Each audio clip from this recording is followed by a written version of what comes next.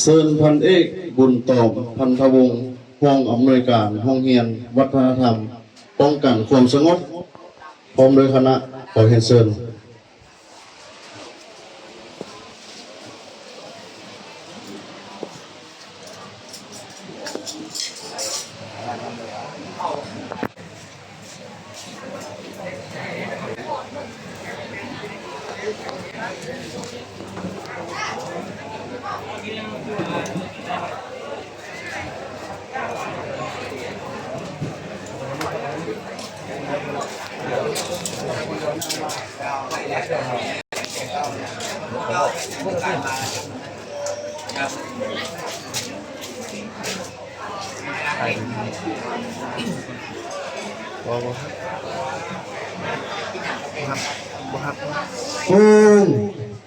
ก้มหัวไว้อะไรแด่ดวงวิญญาณของสหายพันตีบุญรถพุทธวงศ์